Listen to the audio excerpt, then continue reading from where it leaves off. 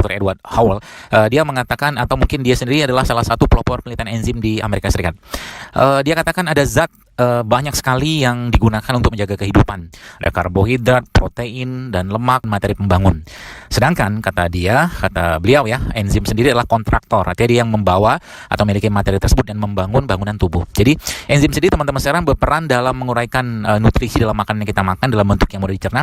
Jadi sebagus apapun makanan yang kita makan, jika tidak ada enzim maka makanan tersebut tidak bisa dicerna dan diserap tubuh. Itu sebabnya saya sampaikan jangan terlalu banyak makan makanan olahan ya, apalagi yang digoreng atau dibungkus ya, apalagi dikasih bahan adiktif.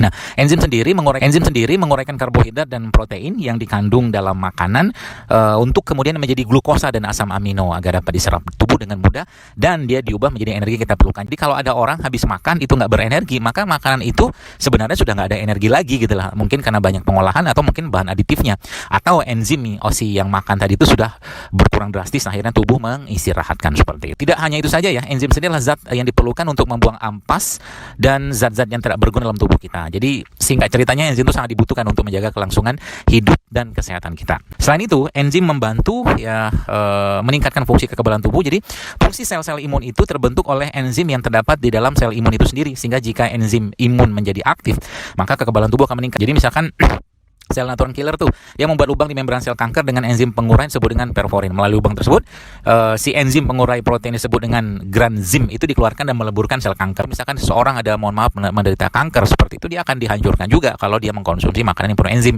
Jadi enzim juga teman-teman sekalian, dia digunakan untuk mengantarkan oksigen dan karbon dioksida. Enzim yang terdapat dalam sel darah merah menyatukan karbon dioksida ke hemoglobin, lalu mengirimkannya atau mengalirkannya melalui jalur darah dan akhirnya dia mengirimkan ke paru-paru melalui jantung. Jadi subhanallah, enzim itu fungsinya banyak banget, mengurai zat beracun ya, kemudian alkohol ya, obat-obatan dan ampas makanan ya, mungkin makanan-makanan yang sudah tidak ada enzim lagi ya, makanan olahan atau digoreng terlalu lama seperti itu. Nah, masalahnya adalah kurangnya enzim pada manusia milenial atau manusia muda zaman sekarang ini sebagian besar disebabkan oleh tingginya asupan makanan hewan ya, daging-dagingan tanpa ada aktivitas yang cukup dan makanan olahan yang mengandung sedikit sekali enzim, bahkan nggak ada, isinya cuma bahan kimia saja. Jadi ketika tubuh menyerap makanan-makanan seperti itu, enzim dalam tubuh akan habis. Apalagi makanan yang dibangun atau ditanam dengan pupuk-pupuk kimia, pestisida seperti itu akan menjadi penyebab kekurangan enzim.